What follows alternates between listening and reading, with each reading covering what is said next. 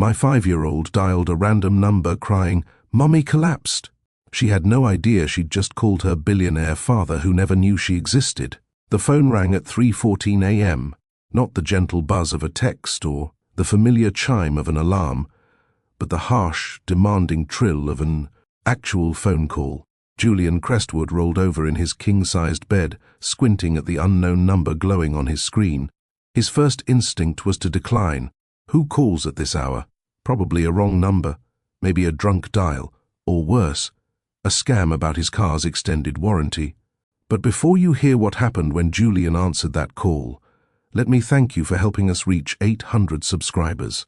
If you want to know why this random call would completely shatter Julian's carefully constructed life, make sure you're subscribed, because the twist at the end will leave you questioning everything you thought you knew about family secrets.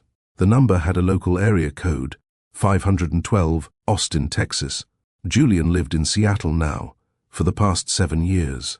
He'd left Texas behind, along with everything else from that chapter of his life. His thumb hovered over the decline button for what felt like an eternity but was probably only 3 seconds. Then, against every logical thought screaming in his head, against his usual practice of never answering unknown numbers, he swiped to accept. "Hello?" His voice came out rough, thick with sleep and confusion. For a moment, just breathing. Quick, shallow breaths that made Julian sit up straighter, suddenly more alert. The quality of the silence told him this wasn't a robocall or a butt dial. Someone was there, someone trying to find the courage to speak. Then a small voice, barely above a whisper. Is this Julian? A child. It was a child calling him at 3 in the morning from Austin, Texas. Julian's mind raced through possibilities. The wrong number seemed most likely, yet the child had said his name. A prank call, maybe. Someone's kid got hold of their parents' phone? But something in that voice, something in the tremor and uncertainty, made his chest tighten with an emotion he couldn't quite name. "Yes, this is Julian." "Who is this? Are you okay?"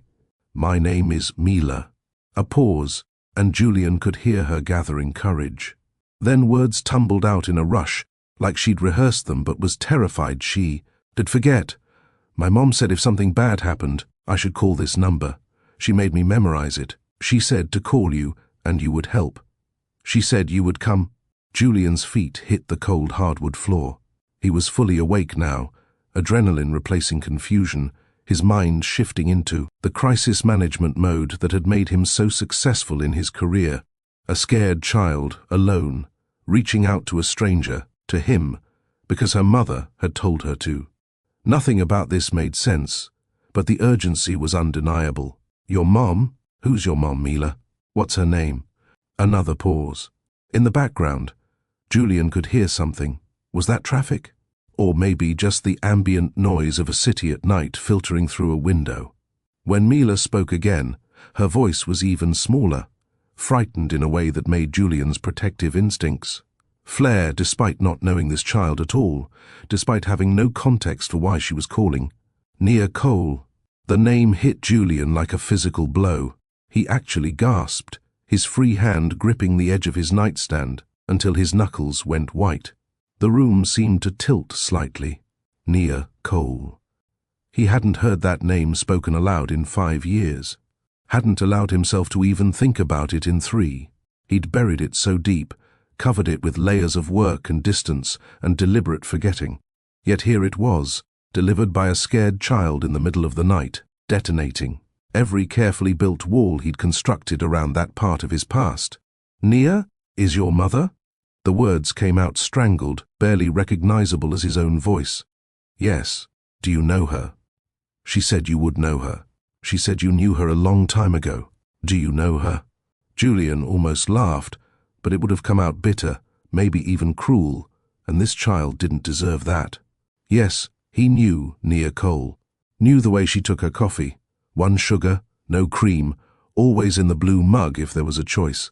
Knew she was afraid of thunderstorms but would never admit it. Would stand at the window during the worst of them, pretending to be fascinated rather than frightened. Knew she had a small scar on her left shoulder from falling off her bike when she was 7, shaped like a crescent moon.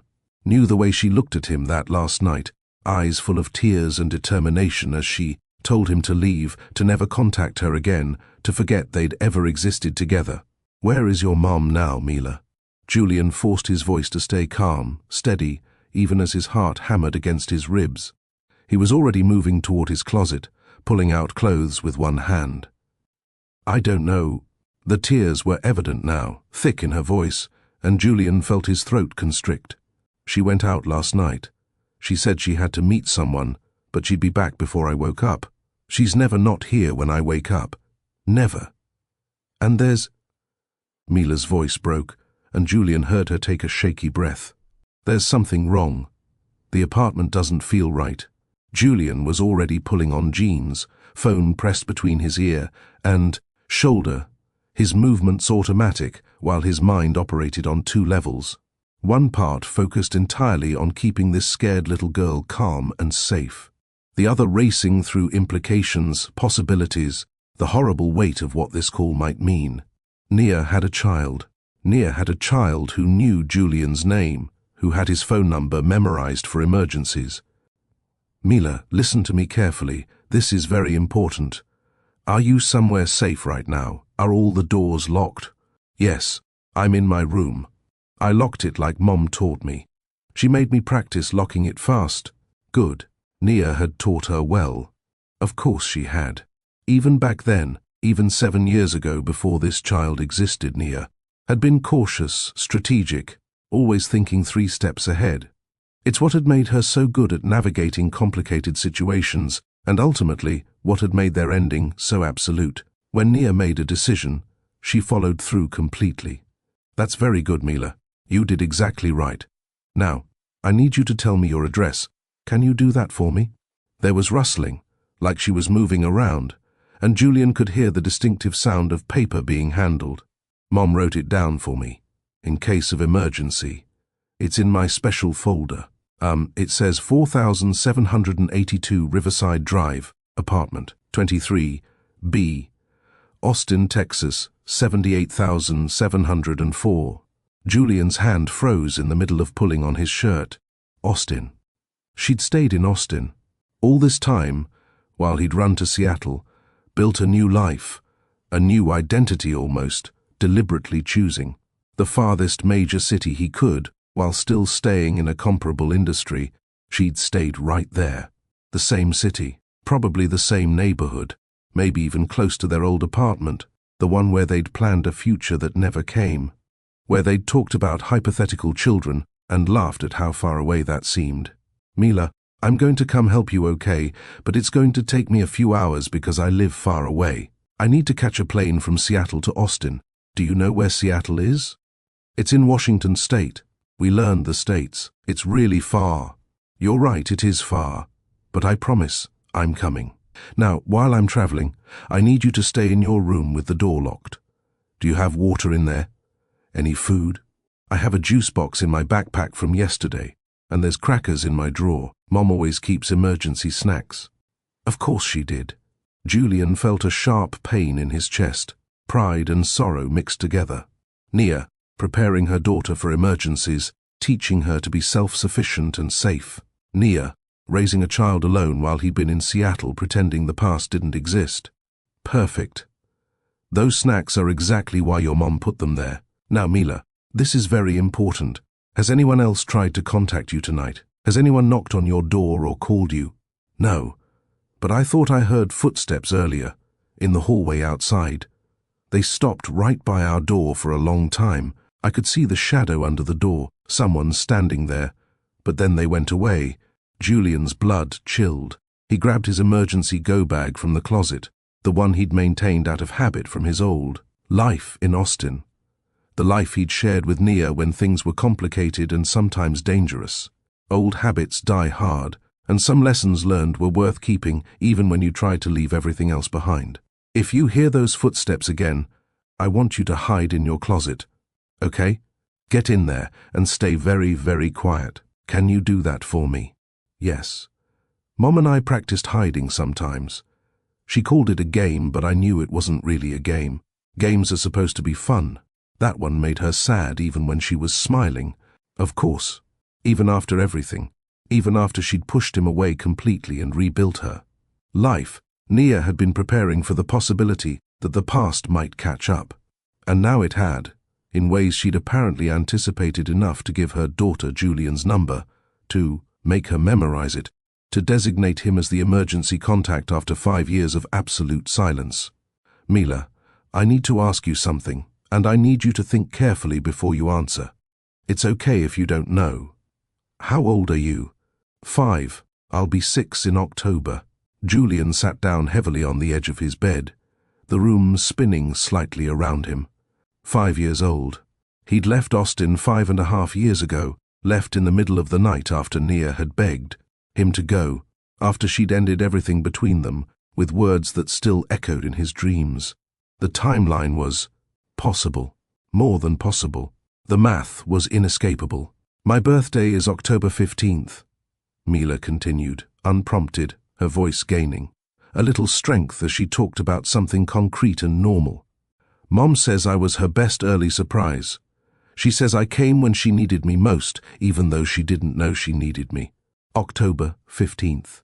Julian knew that date without having to calculate, knew it instantly because it was exactly 9 months after January 15th. The last night. He'd seen Nia, the night she'd ended everything between them with words. That had seemed cruel at the time, but now felt desperately protective. You need to leave. Tonight. Don't ask questions, don't look back, and whatever you do, don't try to contact me. If you ever loved me, you'll do this one thing I'm asking. Just go and don't come back. He'd argued, pleaded, demanded answers.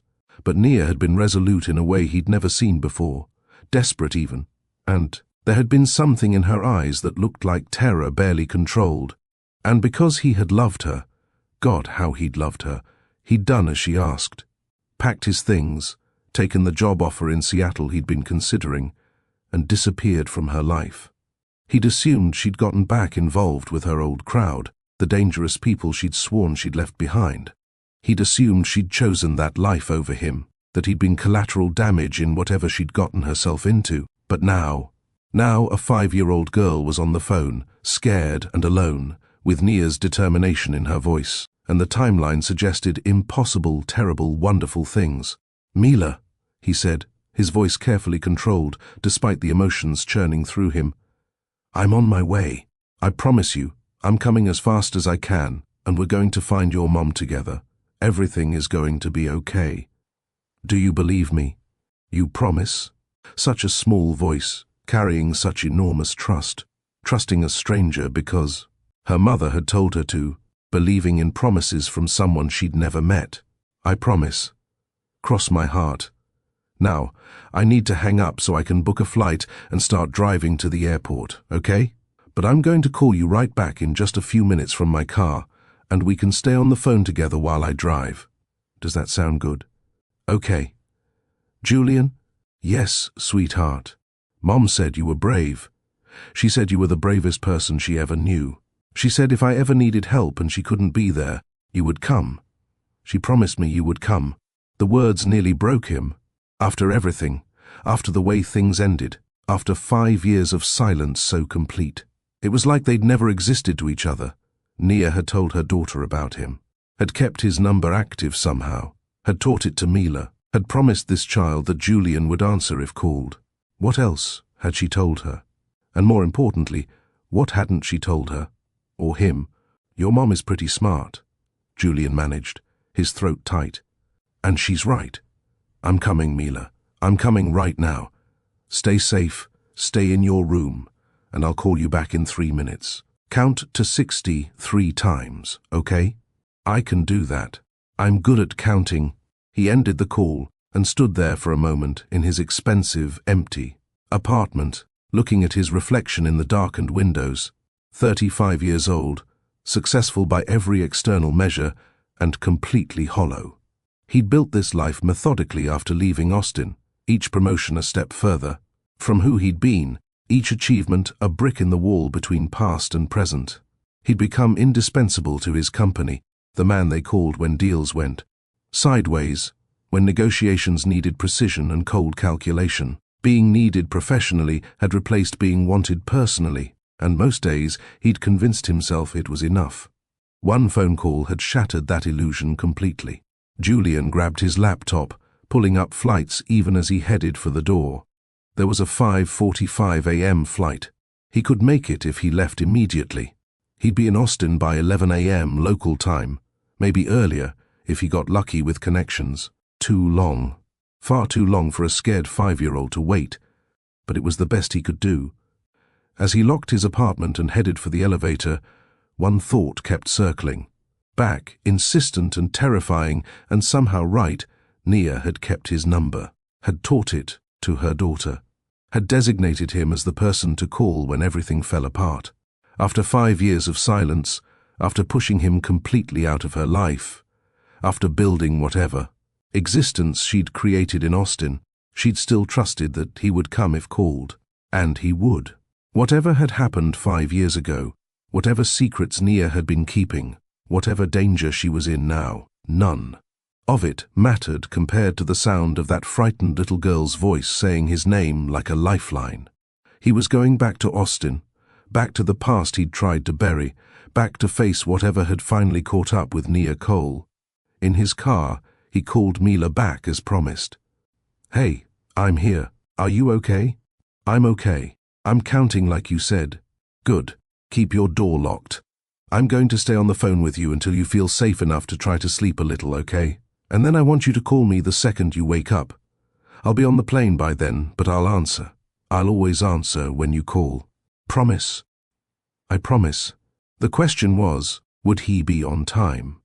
The call had shattered more than just Julian's sleep. It had cracked open two carefully separated worlds that had been running parallel for 5 years, never meant to intersect again. 12 hours earlier, Julian Crestwood had stood at the floor-to-ceiling windows of his corner office, watching Seattle's evening lights flicker to life 32 stories below. His reflection stared back, sharp suit, perfectly styled dark hair with distinguished gray. At the temples, the kind of presence that suggested both authority and approachability. At 35, he was the youngest senior vice president in Apex Financial's history, a fact mentioned. In every introduction, every meeting, every profile piece written about the company's meteoric rise, his assistant knocked, 2 sharp raps, always 2. "Mr. Crestwood, the Tokyo call has been moved to 9 p.m. your time, and your dinner reservation at Canlis has been confirmed for 7:30. "Cancel the dinner," Julian said without turning from the window. "I'll eat here." "Sir, that's the 4th cancellation this month. Miss Hartford specifically requested." "Rebecca will understand." She wouldn't, actually. Rebecca Hartford, daughter of Senator Hartford, beautiful and connected and perfect on paper, would not understand. This would likely be their last cancellation before she ended things, and Julian found he couldn't summon the energy to care. His office was immaculate, glass and chrome and leather, everything in its place. The only personal touch was a single framed photo on his desk, facing away from visitors. Not of Rebecca, not of family. It was a landscape, Austin's skyline at sunset, taken from Mount Bonnell. Anyone asking about it got a vague response about appreciating good photography. No one needed to know it was taken on a specific evening, with a specific person laughing beside him as the shutter clicked, back when he'd believed in futures that included more than quarterly earnings reports. The Tokyo call ran until midnight. Afterward, Julian sat alone in his office, city lights stretching endlessly beyond the glass. His phone buzzed, Rebecca texting her disappointment in carefully crafted sentences that managed to be both hurt and threatening. He deleted it without responding. This was his life now. 12-hour days that bled into 16. Deals worth millions that felt hollow even as they closed. A girlfriend chosen for appearances rather than affection. An apartment that cost more per month than most people made in a year. Furnished by a decorator who'd never asked what he actually liked. Everything is perfectly orchestrated, controlled, empty. He'd built this life methodically after leaving Austin. Each promotion a step further from who he'd been. Each success a brick in the wall between past and present. He'd become indispensable to Apex, the man they called when deals went sideways, when negotiations needed a surgeon's precision. Being needed professionally had replaced being wanted personally, and most days he convinced himself it was enough. The drive home was silent, no music, no podcasts, just the hum of his Tesla through empty streets. The parking garage of his building echoed with his footsteps. The elevator rose soundlessly to the penthouse. His apartment greeted him with automated lights and perfect climate control, everything responding to his presence while emphasizing his aloneness. He poured himself a scotch, Macallan 18 because that's what successful men drank, and stood at another wall of windows, looking out at a city where he knew everyone was important and no one who mattered. Somewhere, his phone showed 3 missed calls from his mother in Florida, asking when he'd visit, if he was seeing anyone special, if he was happy. He'd call her back tomorrow with the same pleasant lies he always told. This was Julian Crestwood's world at 2 a.m., successful, solitary, sustainable. A life built on the ruins of something real, something he'd convinced himself was better forgotten. Until a phone rang at 3:14, and a small voice said a name he'd trained himself not to think. And everything he'd built revealed itself as exactly what it was, an elaborate structure built on emptiness.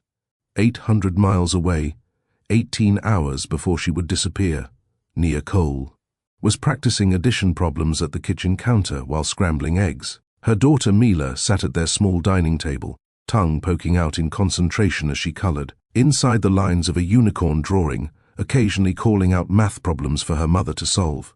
"Mama, what's 47 plus 38? 85, Nia said without hesitation, sliding the eggs onto a plate decorated with dancing bears, Mila's favorite from the thrift store last month. "That's right. You're getting faster. I have a good teacher," Nia said, smiling at her daughter's pride. Their apartment was small, 2 bedrooms, 1 bathroom, kitchen flowing into the living room, without much distinction between the spaces. But every inch radiated warmth that had nothing to do with the temperature and everything to do with how it was filled. Mila's artwork covered the refrigerator in layers, new pieces taped over old ones until the door was a collage of rainbows and stick figures and elaborate princess castles. Mismatched furniture created from garage sale finds had been transformed with colorful throws and cushions. Books everywhere, stacked on shelves, piled on tables, tucked into corners, spilling out of the basket by the couch. The public library was their second home, Mila already reading at a first-grade level despite being only 5. Nia watched her daughter eat, memorizing the moment like she did every morning. The way Mila hummed while chewing, the careful way she cut her toast into squares. Before eating it, the milk mustache she always got and never noticed. Have you ever kept a truth because you were afraid of becoming someone's burden? Drop a comment if you've been there. Because that's what Nia had done, kept the biggest truth of her life locked away, convinced she was. Protecting everyone involved, carrying the weight alone because it seemed safer than sharing it. "Mama, you're not eating," Mila observed, sharp as always, missing nothing. "Just not hungry yet, baby. Finish up. We need to leave for school in 10 minutes. Truth was, Nia hadn't been hungry for weeks. The fatigue she'd been attributing to single motherhood and double shifts at the hospital had deepened into something harder to ignore. The dizzy spells were becoming more frequent.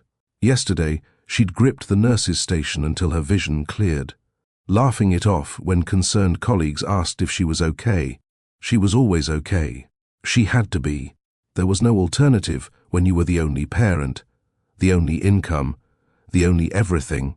The morning routine was precise, honed over 5 years into smooth efficiency. Brush teeth, braid Mila's hair with whatever colored ribbons matched her outfit, pack backpack, double-check homework folder. Nia's own preparation was minimal. Scrubs, ponytail, chapstick. She'd stopped trying to hide the dark circles under her eyes. Concealer was an expense that could go toward Mila's college fund instead. Every dollar had a destination, every choice weighted against future possibilities. The drive to school was their special time, 15 minutes that belonged only to them. They sang along to the radio, played I Spy with increasing complexity. As Mila's vocabulary expanded, talked about everything and nothing. Mila was going through a space phase, peppering Nia with questions about black holes and whether aliens liked peanut butter sandwiches and how far away the edge of the universe was. "Mama, if aliens came to Earth, would you let them stay in our apartment?" "Depends. Do they pick up after themselves and pay rent on time?" Mila giggled, the sound that made every sacrifice worth it, every double shift, every skipped meal. Every night, Nia fell asleep over textbooks as she slowly worked toward her nursing degree. She was so close now, one semester away from better opportunities, better pay, a better life for Mila. Just one more semester of balancing work and school and motherhood without dropping any of the balls she was juggling. At school drop-off, Mila hugged her tight, whispered, "Love you" to the moon and back. Their daily ritual since she was 2, and first learned the phrase from a library book. Nia watched her skip toward the entrance, backpack bouncing before driving to Austin General for her 12-hour shift in the emergency room. The day blurred, traumas and treatments, 4S and intubations, the organized chaos that was typical for a Tuesday. She was good at her job, great even. The attending physicians requested her specifically, trusted her instincts, and relied on her to handle the difficult cases. Dr. Rodriguez pulled her aside during a brief lull around 3 p.m. "Nia, you look exhausted. When's the last time you took a real break?" "I'm fine, doctor. I just need more coffee." He frowned but didn't push. They were short-staffed as always. They couldn't afford to lose her. She couldn't afford to lose the hours. The math was simple and unforgiving. No hours meant no paycheck meant no rent meant no stable home for Mila. So Nia stayed on her feet, ignored the fatigue, and kept moving. By 7 p.m., the dizziness returned with a vengeance. Nia locked herself in a supply closet until the world stopped spinning, gripping the metal shelving until her hands ached, breathing slowly until her vision cleared. Then she splashed cold water on her face and returned to her patients. 4 more hours. She could do 4 more hours. She'd done harder things. The drive home required all her concentration. Twice, she pulled over to the shoulder, gripping the steering wheel until her knuckles ached and the wave of vertigo passed. At their apartment building, she sat in the parking lot for 10 minutes, gathering strength to climb the stairs to the 2nd floor. Just stairs. Just 1 foot in front of the other. She could do this. Their neighbor from across the hall had watched Mila after school, as she did every Tuesday and Thursday. The elderly woman reported that Mila had eaten all her vegetables, done homework without being asked, and was an angel child. Nia thanked her profusely, paid her the $20 they'd agreed on even, though the woman always protested it was too much, and brought Mila home. Mila was already in pajamas, teeth brushed, waiting for bedtime stories. They read 3 books, one about brave princesses who saved themselves, one about friendly dragons, who were afraid of knights, one about stars and constellations and the mathematics of space. Mila asked her nightly question, "Mama, will you tell me about my daddy?" And Nia gave her nightly answer, the one she'd crafted carefully years ago. "Someday, baby. When you're older, I'll tell you everything. Was he nice?" "The nicest person I ever knew. Did he love me?" This was new. Mila had never asked this specific question before, and had always accepted Nia's vague promises of future explanations. Nia's throat tightened, emotions threatening to overflow. "He would have loved you more than all the stars in the sky. He would have counted every single one, and said it still wasn't enough to measure how much he loved you. Then why did he go away?" "Because I asked him to. Because I thought I was keeping him safe." Mila absorbed this with the seriousness she applied to all important information. "Was he in danger?" "We both were, baby. But that's over now. Except it wasn't." Nia knew it wasn't, had known for weeks that something was building, some reckoning from the past she'd tried so hard to escape. The feeling of being watched, the hang-up calls, the sense that the carefully constructed piece she'd built was about to shatter. Satisfied for now, Mila had drifted off, one hand clutching her stuffed elephant, the other reaching for Nia even in sleep. Nia sat beside her bed for a long time, watching her daughter breathe, memorizing her face in the dim glow of the nightlight. After Mila was asleep, Nia had sat at their small kitchen table with bills spread before her like accusations. Rent, utilities, car payment, school supplies, the minimum payment on medical, debt from Mila's birth complications that still haunted her 5 years later. Everything balanced on a knife's edge, one missed shift away from collapse. She'd built this life through sheer determination, but determination didn't make you less tired, didn't? And make the numbers add up more easily, didn't protect you from the past when it finally came calling. Her phone had buzzed, unknown number, Austin area code. She'd let it go to voicemail. Then another call, same number. On the third try, she'd answered, already knowing somehow that this was what she'd been dreading. Hello? Silence then. We need to talk, Nia. About old business that's become current again. The voice was familiar in the worst way, dragging her back to the person she'd been. Before Mila, before Julian, before she'd tried to build something clean and good. A voice from the life she'd burned every bridge to escape. I have nothing to say to you. That life is over. You might want to reconsider. I'm outside your building. Nice place. Quiet neighborhood. Good school nearby, I hear. Your daughter goes there, right? Mila? Pretty name. The threat was implicit but crystal clear. Nia's hand had trembled as she moved to the window, peering through the blinds. A dark sedan idled across the street, engine running, someone visible in the driver's seat. What do you want? A conversation. Tonight. Come down, or I come up. Your choice. But we both know you'll choose to come down. You've always been smart about protecting the people you love. She'd thought of Mila sleeping peacefully in the next room, innocent and safe and completely unaware that her mother's past was a loaded gun pointed at both of them. Thought of Julian, safe in Seattle, unaware that the danger she'd tried to protect him from had finally circled back. Thought of all the careful years building this small, precious life that could shatter with one wrong move. Give me 10 minutes, and you stay in your car. We talk through the window, nothing more. She'd written Julian's number on a piece of paper then, the one she'd memorized but never called, never saved in her phone in case someone went through it looking for connections. Placed it on Mila's dresser with instructions written in careful print a 5-year-old could read. If I'm not here when you wake up, call this number. Tell him your name. Tell him you need help. He will come. I promise he will come. Then she'd kissed her daughter's forehead, whispered, I love you more than you'll ever know, and walked out to face whatever consequences had finally caught up with her. Now, as Julian's plane descended toward Austin, and Mila waited in her locked room counting to 60, for the third time, two worlds were about to collide. In the hospital, an unconscious woman had been admitted as a Jane Doe an hour earlier, found collapsed in her apartment building's stairwell by an early morning resident. No identification. Injuries suggesting assault. The overnight staff wouldn't recognize her for hours yet. The swelling and trauma obscured familiar features. Julian's rental car pulled up to 4782 Riverside Drive just as the building manager was letting paramedics into the building after a neighbor called about hearing a child crying. He took the stairs 2 at a time, arriving at the second-floor landing just as the apartment door opened from the inside.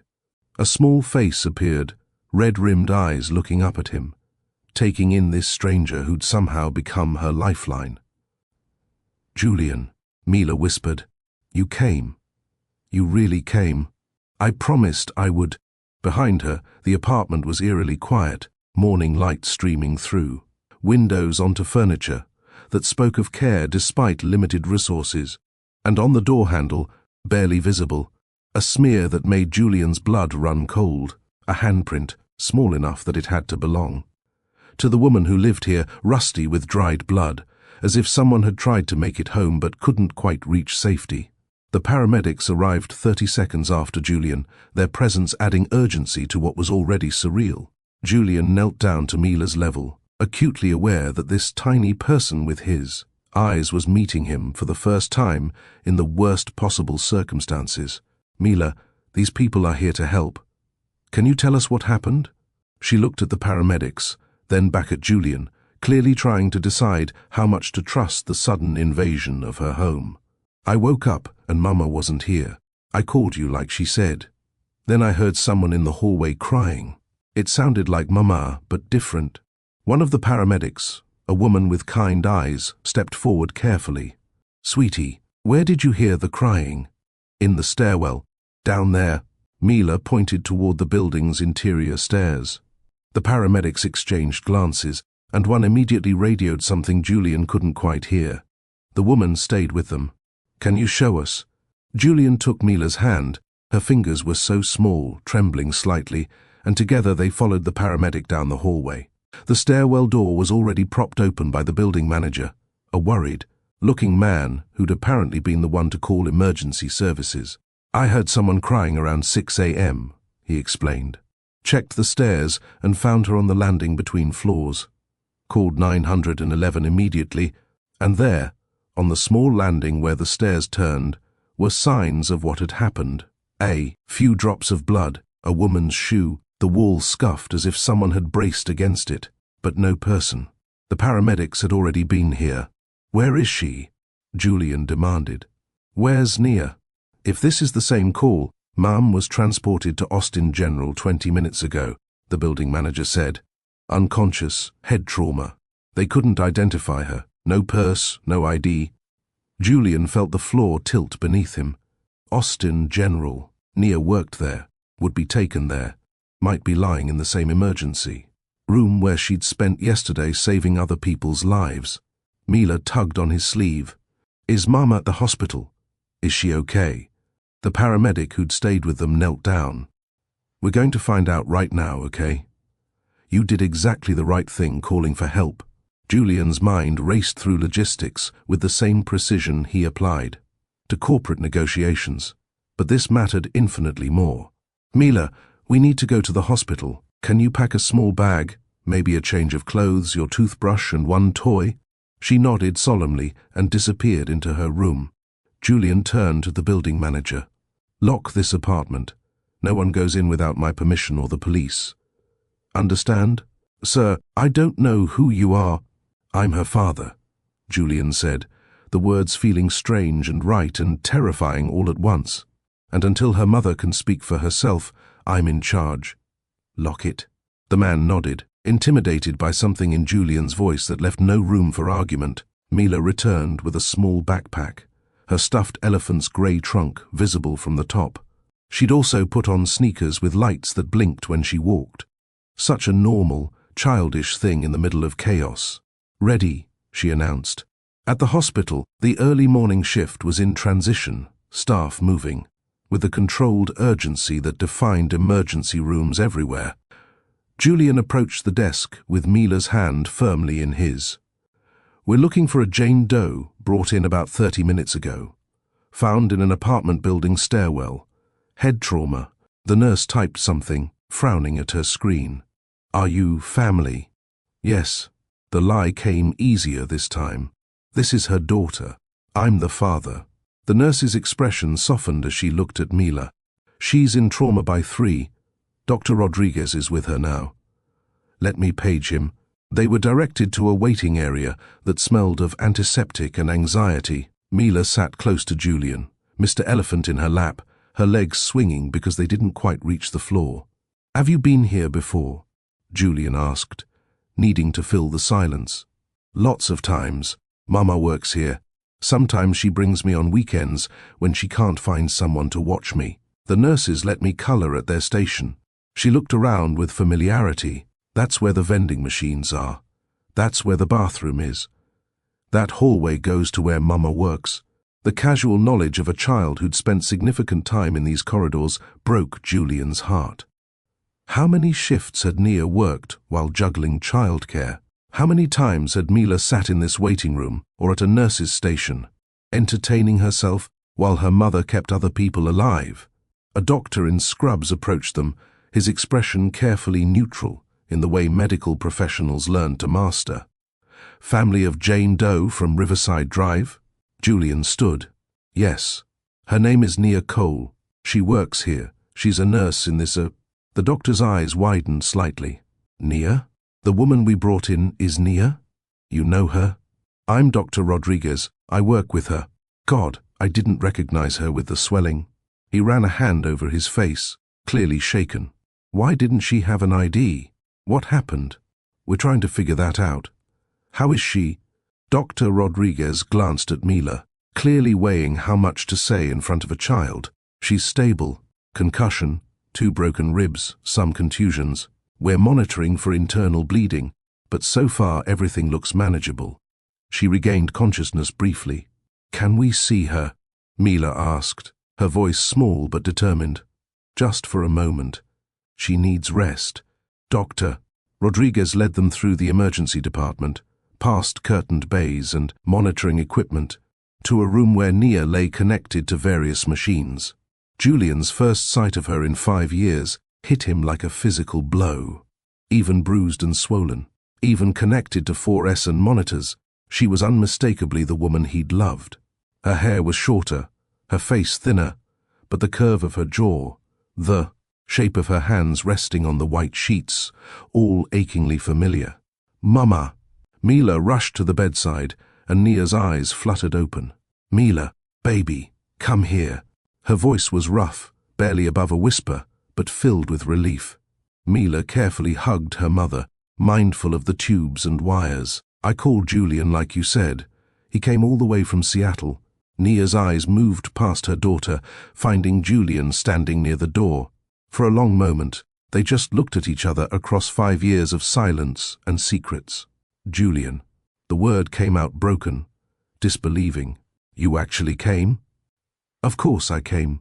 He moved closer, drawn by something stronger than confusion or hurt, or any of the complicated emotions churning through him. You shouldn't be here. It's dangerous. We'll talk about that later. Right now, you need to rest. Mila, is she? Nia's hand reached for her daughter's face, checking for injuries, for signs of trauma. She's safe. Brave, actually. She did everything exactly right. Nia's eyes filled with tears. I tried to make it back. I got to the stairs, but everything went black. I was so scared she'd wake up alone. She wasn't alone for long, Julian said quietly. You made sure of that. Dr. Rodriguez cleared his throat. Nia, the police are going to want to talk to you. Your injuries are consistent with assault. Can you tell us what happened?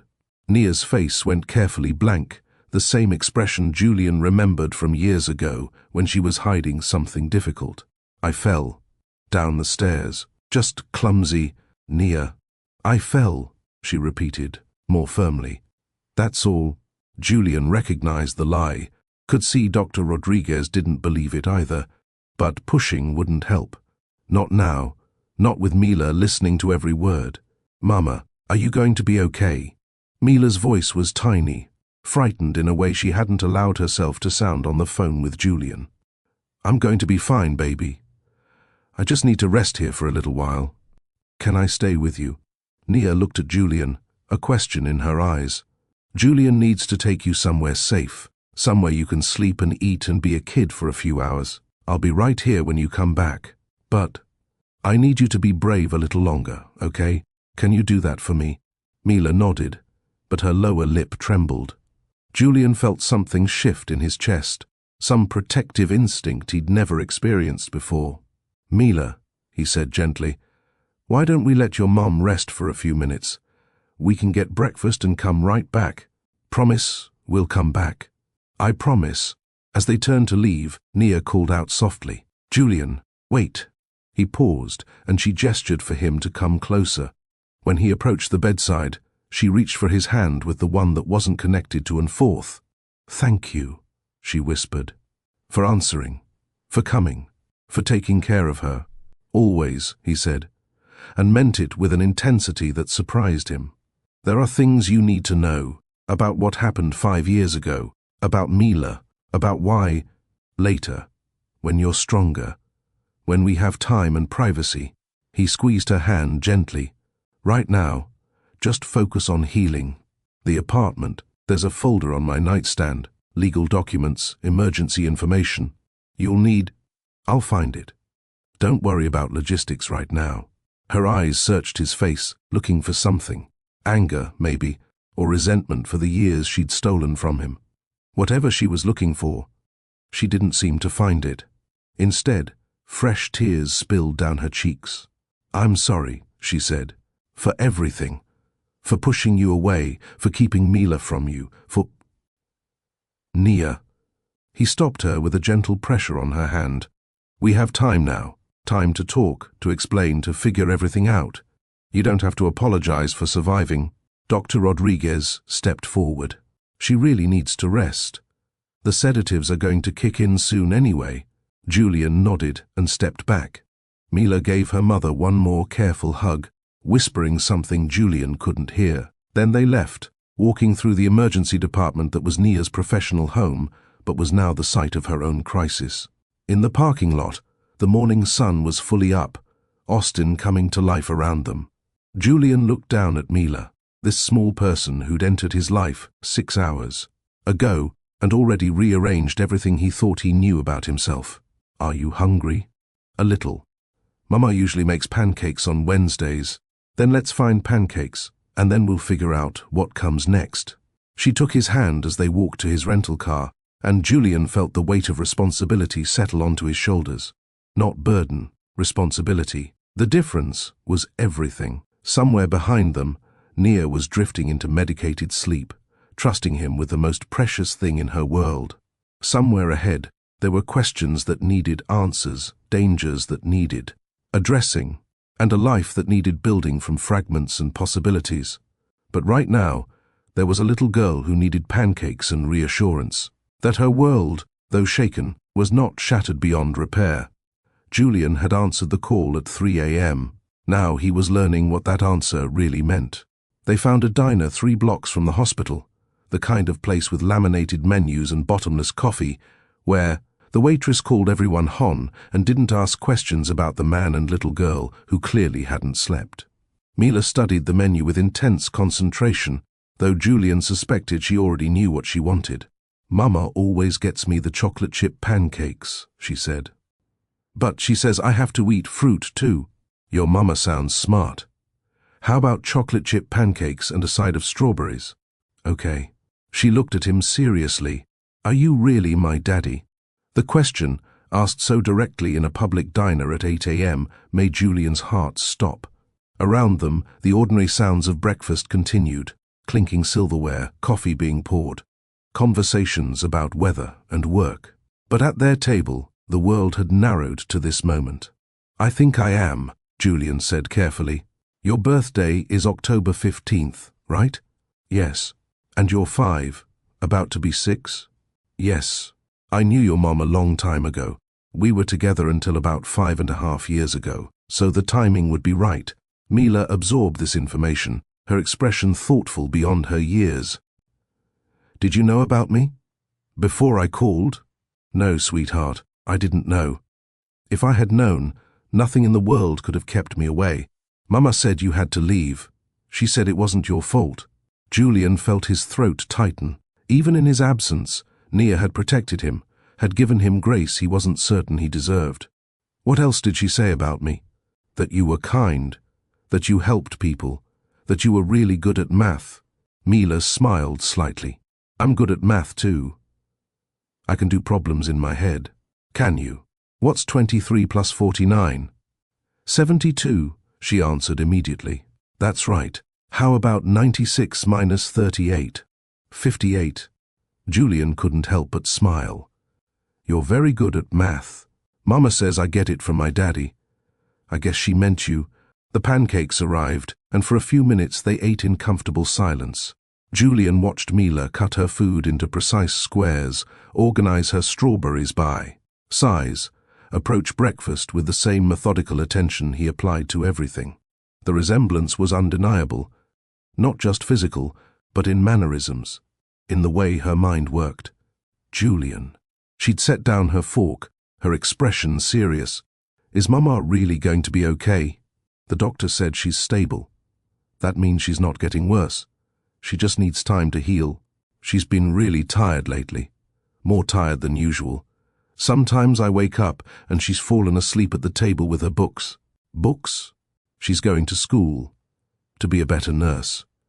She studies after I go to bed, but I hear her sometimes." Mila pushed a strawberry around her plate. I pretend to be asleep when she checks on me because I don't want her to know I know she's tired. The picture forming in Julian's mind was both heartbreaking and impressive.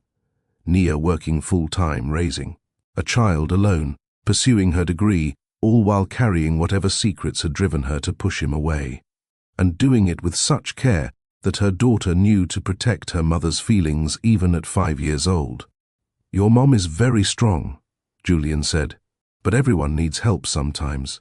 That's why she taught you to call me. She kept your number in a special place. She made me memorize it. She said to never write it down, just remember it." Mila looked at him with those unsettling green eyes. "Why did she hide it if you're my daddy? How do you explain adult complications to a 5-year-old? How do you talk about danger and sacrifice and impossible choices without scaring a child who'd already been through too much?"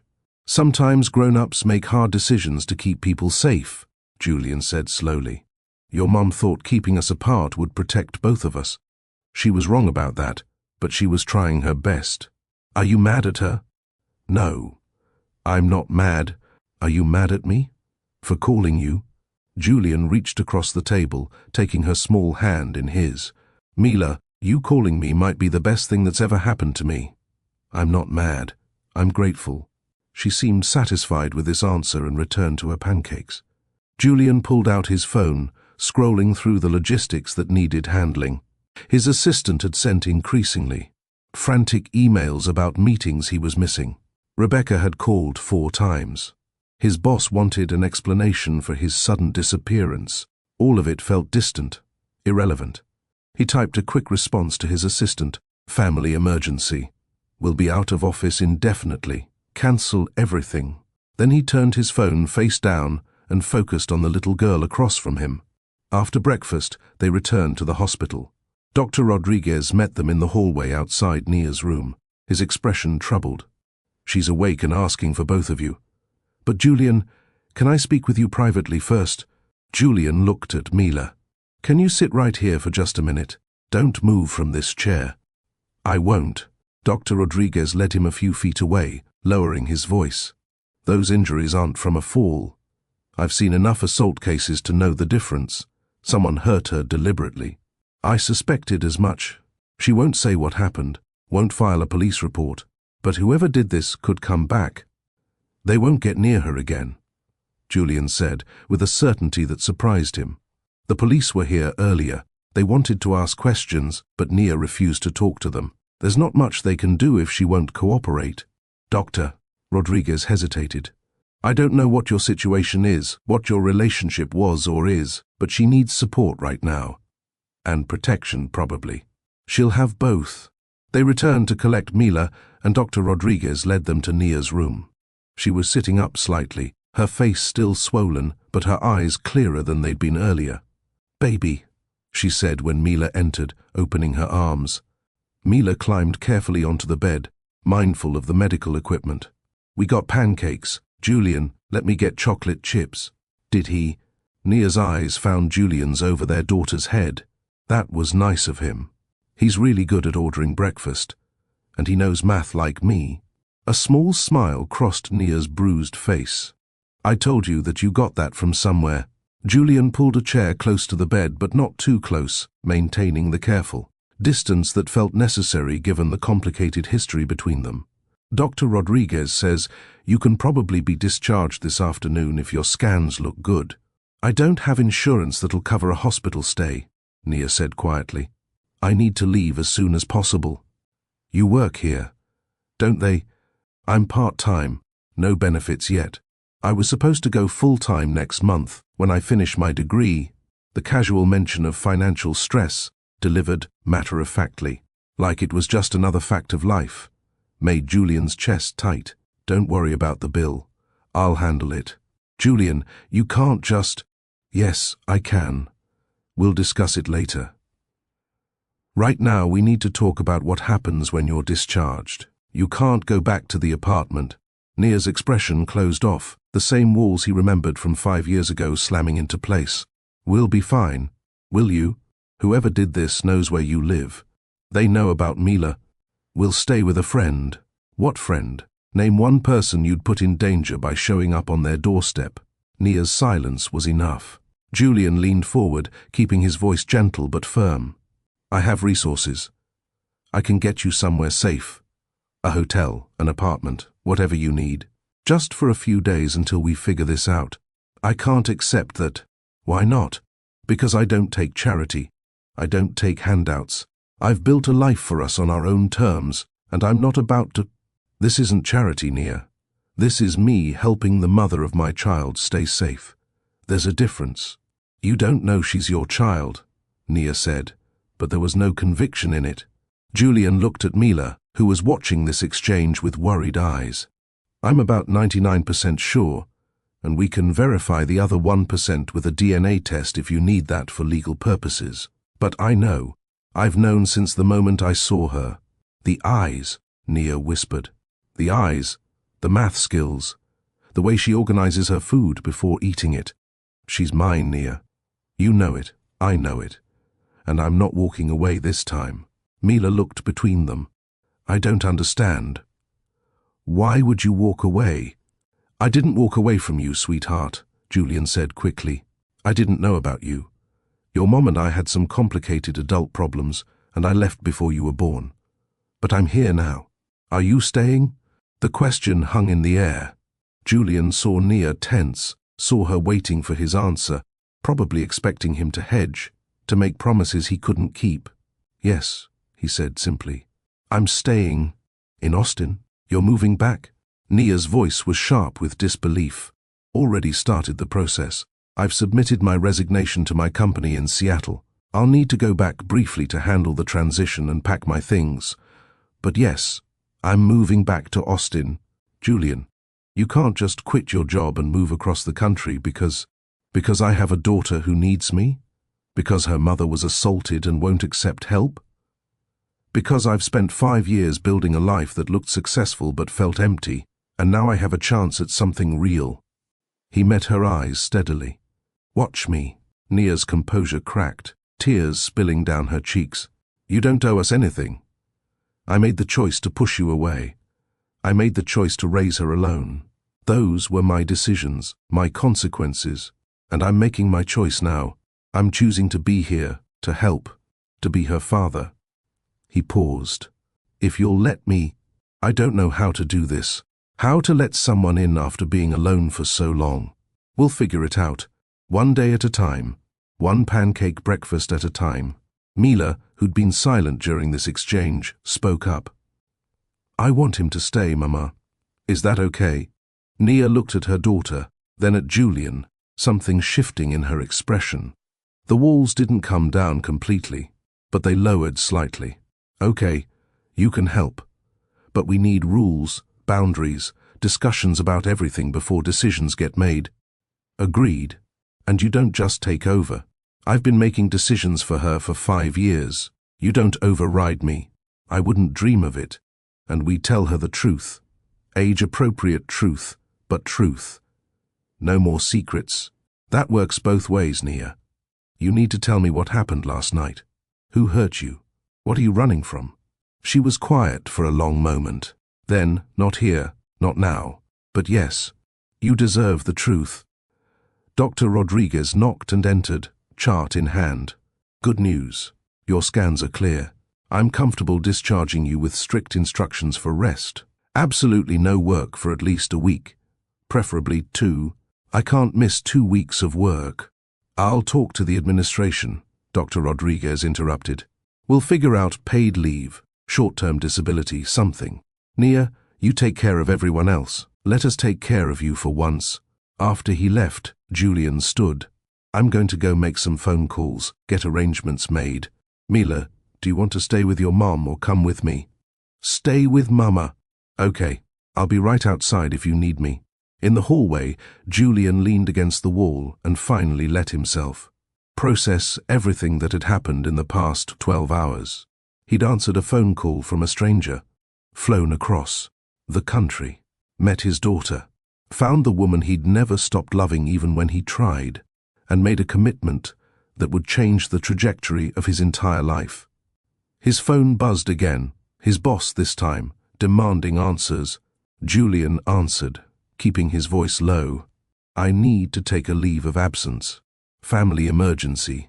Julian, we're in the middle of the Tokyo deal. You can't just... I'm sorry. I know the timing is terrible, but this is non-negotiable. How long? I don't know. Indefinitely. Actually, consider this my official resignation. I'll send formal documentation, but I can't do this anymore. You're throwing away your career over a family emergency. What family? You don't have... I do now. I'll be in touch about the transition. He hung up before his boss could argue further. The relief was immediate and surprising. 5 years of building a career that meant nothing, and walking away felt like freedom. When he returned to the room, Mila was curled against Nia's side, both of them drowsy. They looked up when he entered. All set, he said. There's a corporate apartment building near here. I've rented a 2-bedroom for the next month. Furnished, secure, available immediately. Julian, it's already done. You can argue with me about it later when you have more energy. Right now, let's just accept help when it's offered. Nia studied him for a long moment, then nodded. Okay, thank you. It wasn't much, just 2 words of acceptance. But it felt like progress. Mila yawned, her eyes drifting closed. Are you going to stay at the apartment too? She asked Julian sleepily. He looked at Nia, making it her choice. She hesitated. Then we have 2 bedrooms. You can take the second one. If you want...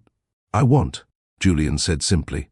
And just like that, they became something they'd never been before. A family, fragile and uncertain, but together.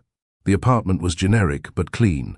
Corporate housing designed for temporary stays, with neutral colors and furniture that belonged to no one. Nia slept most of the first day, her body finally allowing itself to rest now that she wasn't solely responsible for everything. Julian and Mila navigated their new reality with careful politeness, 2 strangers learning each other through small interactions. Do you like grilled cheese? Julian asked, staring at the unfamiliar kitchen. Yes. Cut diagonal, not straight across. Diagonal. Got it. What else should I know? Mila considered this seriously. No crusts. Mama says I have to eat them, but you're new, so maybe you have different rules. How about we compromise? Half the crusts. Deal. They ate lunch together at the small dining table, Mila telling him about school, her teacher, her best friend who was moving away next month. Julian absorbed every detail, hungry for the ordinary information that made up his daughter's life. Do you have any kids besides me? Mila asked suddenly. No. Just you. Do you have a wife? No. I have a girlfriend. Well, had a girlfriend. In Seattle. But we weren't married. Is she nice? Julian thought about Rebecca, with her perfect pedigree and carefully managed life. She's nice enough, but we weren't right for each other. Because of me? No, sweetheart. We weren't right for each other long before I knew about you. I just didn't want to admit it. Mila absorbed this, then returned to her sandwich. Julian marveled at how easily she accepted these complicated truths, how resilient children could be when given honest information in manageable pieces. That evening, after Mila was asleep in one bedroom and Nia was resting in the other, Julian sat in the living room with his laptop, researching Austin neighborhoods, schools, and what it would take to build a real life here instead of a temporary solution. His phone buzzed. Rebecca, again. He'd been avoiding her calls, but that wasn't fair. He answered. Finally, she said, her voice sharp. Do you have any idea how humiliating this has been? Everyone asking me where you are. What family emergency could be more important than your job? I'm sorry for the embarrassment. I should have called sooner. That's it? You're sorry for the embarrassment? Julian, you disappeared in the middle of the night. You quit your job. You won't answer questions. What's going on? I have a daughter, in Austin. I just found out. Her mother was injured, and they need me here. Silence then. You have a daughter. How old? 5. Almost 6. More silence as Rebecca did the math. We'd been together for 8 months. You had a child this whole time and didn't know. The mother and I broke up before she knew she was pregnant. She never told me. And you believe her? Julian, This sounds like a setup. Some woman from your past sees you're successful now, and suddenly there's a convenient child. It's not like that. How do you know? Have you done a paternity test? Verified any of this? Julian thought about Mila's eyes, her mathematical mind, the way she organized her world with the same precision he'd always used. I know. That's not good enough. You're throwing away your entire life on instinct? I'm not throwing away my life. I'm finding it. For the first time in years, I'm exactly where I'm supposed to be, with some woman who kept your child from you. Julian, listen to yourself. This is insane. Maybe. But it's my insanity to navigate. Rebecca, you deserve someone who's fully present, fully committed. That was never going to be me. I'm sorry I wasted your time. Don't do this. Come back to Seattle. We can talk about this reasonably. There's nothing to talk about. I'm staying in Austin. I'm sorry. He ended the call before she could argue further. The apartment was quiet, except for the hum of the air conditioning and the distant sound of traffic. This was his life now. A rented apartment, a daughter he barely knew, a woman who'd kept secrets for 5 years. And somehow it felt more real than anything he'd built in Seattle. The bedroom door opened, and Nia emerged, moving carefully. One hand pressed to her ribs. Heard you on the phone. Is everything okay? Just ending things with my girlfriend. Ex-girlfriend now. I'm sorry. I'm not. He gestured to the couch. Want to sit? We should probably talk. Nia lowered herself onto the couch with a wince, keeping distance between them. For a long moment, neither spoke. The weight of 5 years sat heavy in space. I need to tell you about Harper Place, Nia said finally. Okay. It's not a place. It's a safety deposit box at Harper Bank downtown. Everything's there. Birth certificate with your name, DNA test results from when. Mila was 1, legal documents, money for emergencies. I wanted her to have proof, when she was older, that she wasn't abandoned, that you didn't know. Julian absorbed this, another piece of the careful planning Nia had done to protect everyone. You put my name on her birth certificate? I couldn't lie about that. Not on something so permanent. I told the hospital you were deployed overseas, couldn't be present. It explained the absence without complications. What else is in the box? About $12,000. Emergency fund in case something happened to me. And a letter to you, explaining everything, with instructions for a lawyer to find you if I died. Julian felt his throat tighten. You planned for every contingency. I had to. When you're alone with a child, you plan for everything. You weren't supposed to be alone. Nia looked at him, her expression complicated. I made choices that led to that. I don't get to complain about the consequences. Tell me what happened. 5 years ago. The real reason you pushed me away. She was quiet for so long, Julian thought she might refuse. Then she started talking, her voice low and steady. You remember what I was doing when we met? The work I'd left behind? You said you were done with that life, that you were going straight, getting your nursing prerequisites, building something clean. I did, but the people I used to work for don't really accept resignations. They just wait. And eventually they came back. She twisted her hands in her lap. His name was Vincent Reeves. He wanted me to do one more job. Said if I didn't, there would be consequences. For you, you should have told me. We could have handled it together. How? You were in finance, Julian. Clean record, promising career. Getting involved with my mess would have destroyed everything you were building. And Vincent was serious. He showed me photos. You leaving work, you at the gym, you at our apartment. He knew your entire routine. So you chose to protect me by ending us.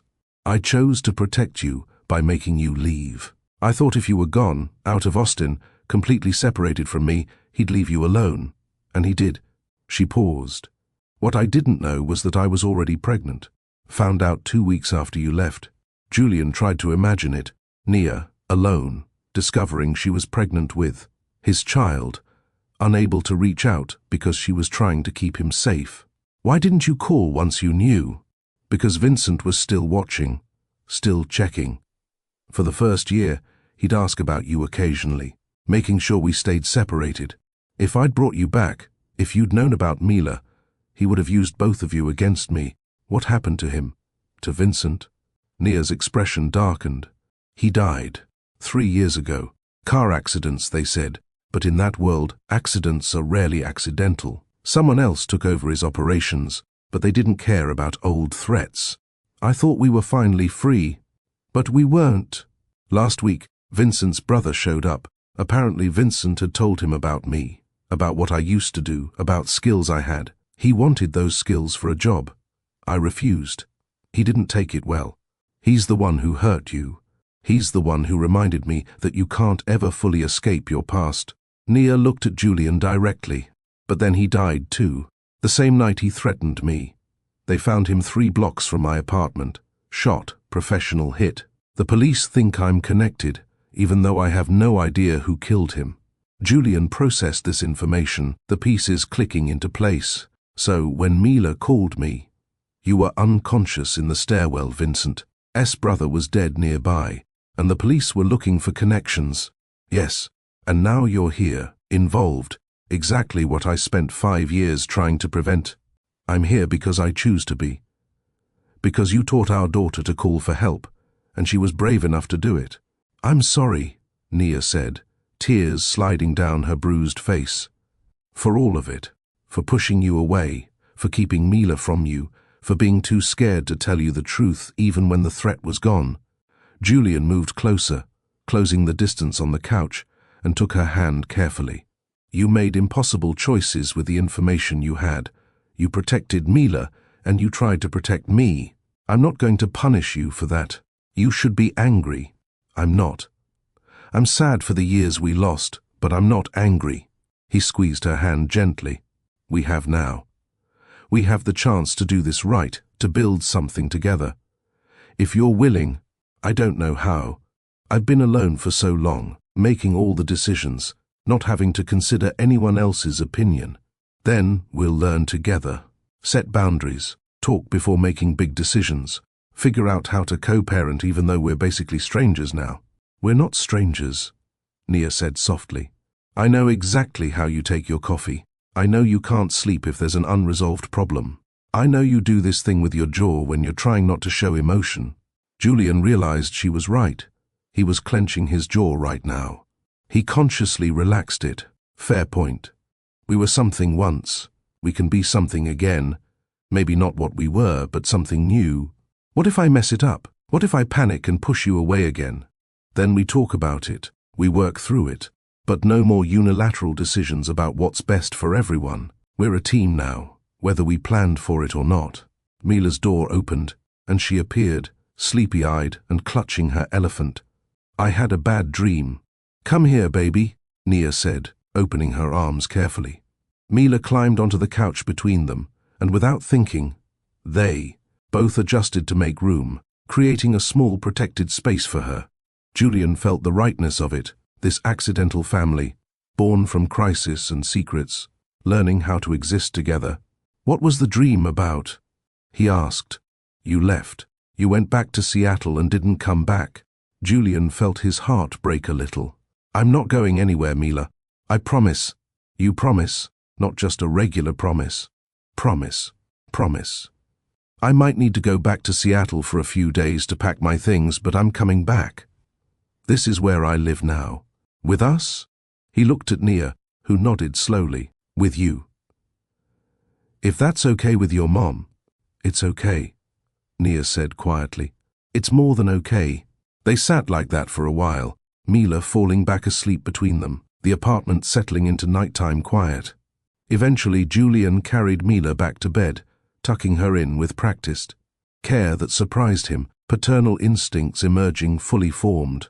When he returned to the living room, Nia was still on the couch, looking exhausted, but more peaceful than she had since he'd arrived.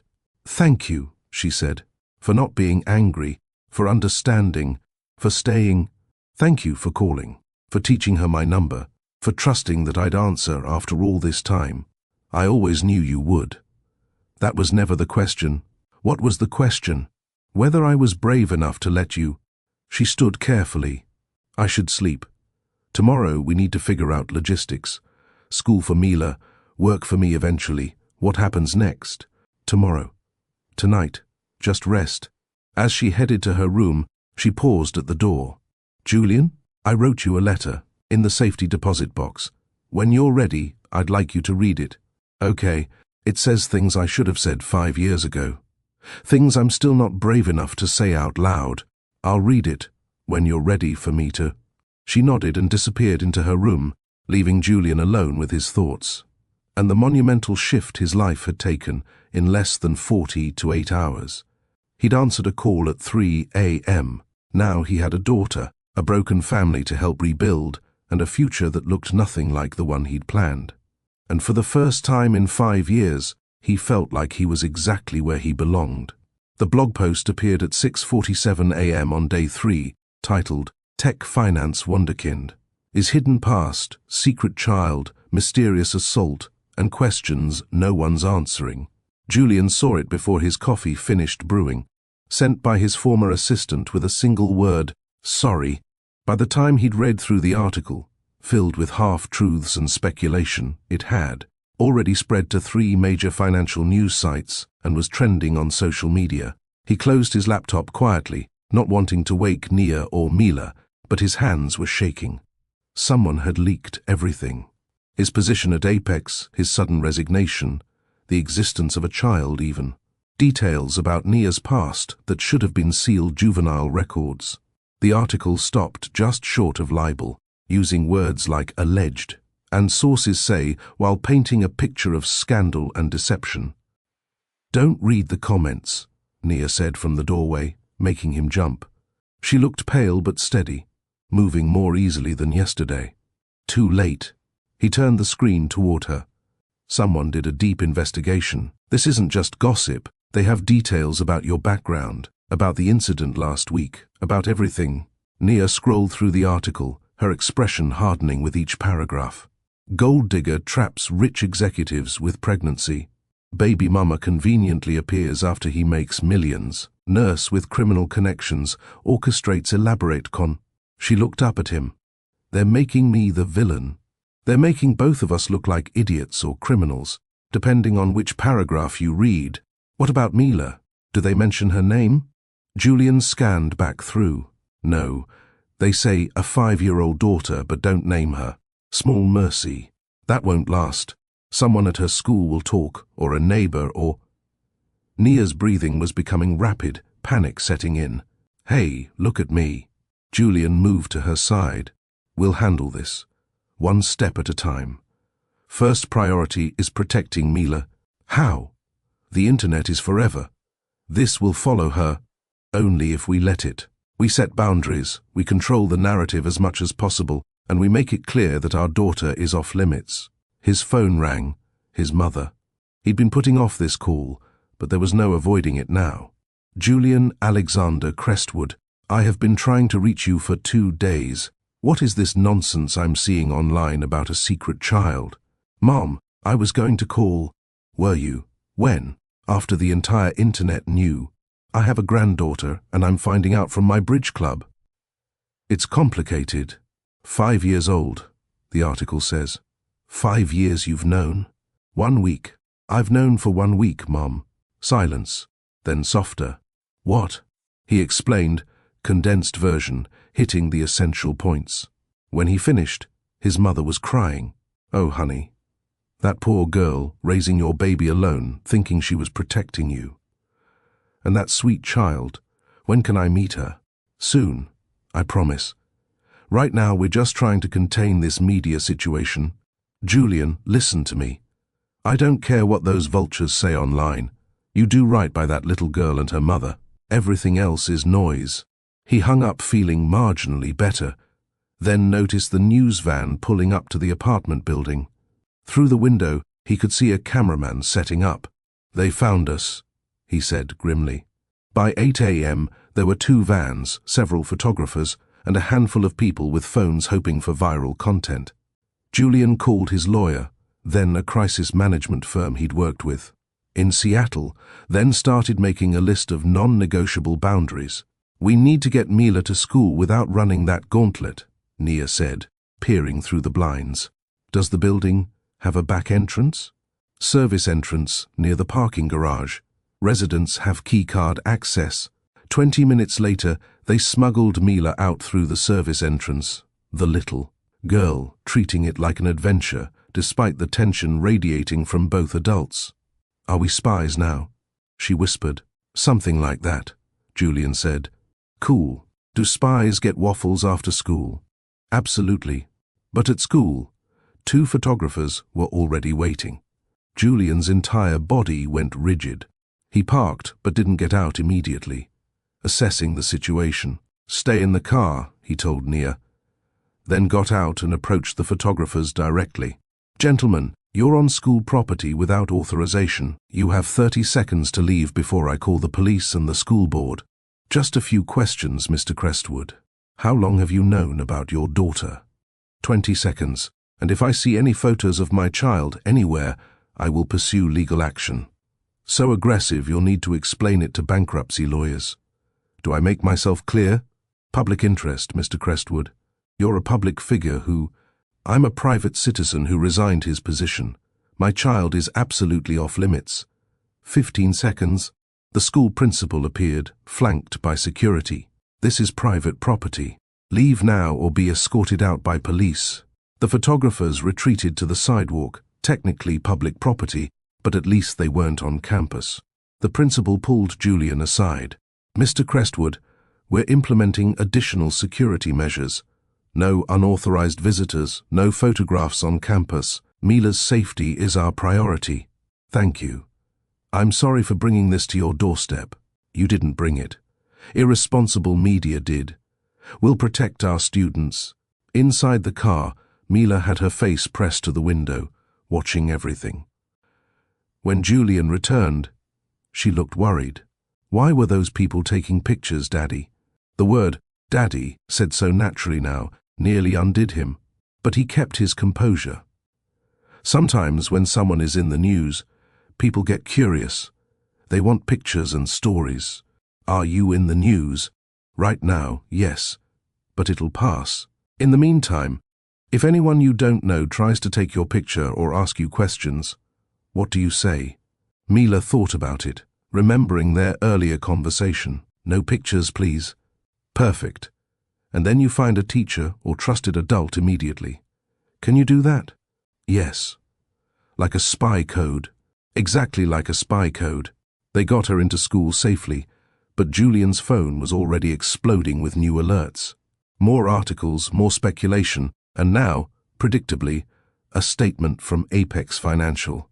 "We respect Julian Crestwood's personal privacy and wish him well in his future endeavors. However, we want to clarify that his resignation was accepted due to breach of contract and failure to disclose conflicts of interest that could impact fiduciary responsibilities." "They're covering themselves," Julian muttered, showing Nia the statement, "making it sound like I did something wrong." "Did you? Technically? I had a morality clause, full disclosure of anything that could impact company reputation, but I didn't know about Mila when I signed it, and by the time I found out, I'd already resigned. Will they sue? Probably. Let them. I have documentation of my resignation timeline." He looked at her seriously. "Nia, this is going to get worse before it gets better. My old life isn't letting go quietly. If you want me to step back, handle this from a distance." "No." Her answer was immediate and fierce. "We're not doing that again. No more protecting each other by pushing away, even if it means dealing with this circus." Even then, back at the apartment, they made a plan. Julian called in favors, hiring a security consultant to assess their situation, and a family lawyer to establish legal boundaries. No interviews, he dictated to his crisis manager, a sharp professional named Patricia who specialized in reputation management. No photos of Mila, ever. Any outlet that publishes her image gets sued immediately, and we're drafting a statement. Patricia nodded approvingly. "What do you want to say?" Julian looked at Nia. "We say the truth. Simple version." They drafted it together, going through multiple versions before landing on something that felt right. "I recently learned I have a daughter. Her mother and I are working together to build a relationship that prioritizes our child's well-being and privacy.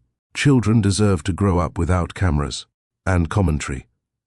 I'm asking for basic human decency. Leave my daughter alone.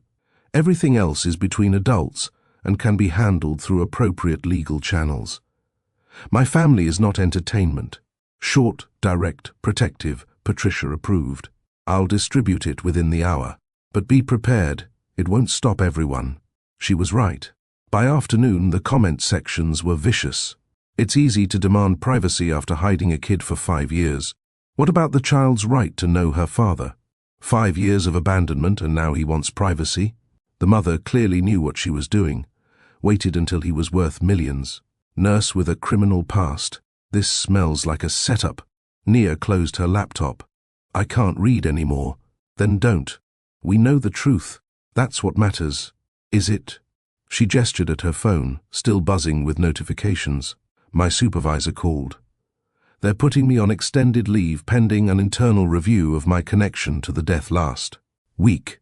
Friends I haven't heard from in years are suddenly messaging, asking if the stories are true. This is affecting my entire life. Julian moved to her side. We'll handle each thing as it comes. The lawyer is already drafting responses. This is your life now, Julian. Constant damage control because of decisions I made 5 years ago. No, this is temporary chaos because people are invasive and cruel, but it will pass. Media cycles move fast. Something else will grab their attention. And if it doesn't, then we live our lives anyway. Mila goes to school. You return to work when you're cleared. I find new employment in Austin. We keep building what we started. At school pickup, they were ready. The security consultant had arranged for an off-duty police officer to accompany them. The photographers were back, more aggressive. Nia, did you plan this reunion? Mr. Crestwood, how does it feel knowing you missed 5 years of your daughter's life? Is the assault connected to your past, Nia? Was the child part of a long-term plan? Julian positioned himself strategically, blocking any angle to where Mila would emerge. When she came out, chattering about her art project, he scooped her up, shielding her face with his hand. No pictures, please, Mila called out, remembering her line. One photographer persisted, shoving a microphone toward them, trying to get it near Mila's face. Julian stopped, set Mila down carefully behind him, and stepped directly into the man's space. If you ever, he said, voice deadly quiet, but carrying absolute authority, put a microphone near my daughter again, we will have a very different conversation. Am I understood? The photographer smirked, sensing a confrontation that would make good footage. Is that a threat? It's a promise. I have lawyers who specialize in making problems disappear. I also have resources you can't imagine and patience that has completely run out. Test me if you want. See what happens. The moment was caught on video, of course. By evening, it was trending. Millionaire dad threatens reporter. The optics were terrible. Patricia called, frustrated. You can't threaten the press, Julian. It plays right into their hands. He was targeting my 5-year-old daughter with a microphone. I understand, but no buts. My daughter's safety comes before my public image. If that's not clear, we need a new strategy. Silence, then, understood. We'll work with it. A protective father defending his child, we can frame that. After he hung up, Nia touched his arm. That video is everywhere. People are calling you aggressive, unstable, saying you're dangerous. Let them. Your reputation means nothing compared to Mila's well-being. I'd rather be the villain who protected his daughter than the saint who let her be exploited for clicks and views. That evening, after Mila was asleep, they sat at the small dining table in heavy silence. The apartment felt smaller, with the weight of the world's judgment pressing against the walls. Julian, Nia started, voice barely above a whisper.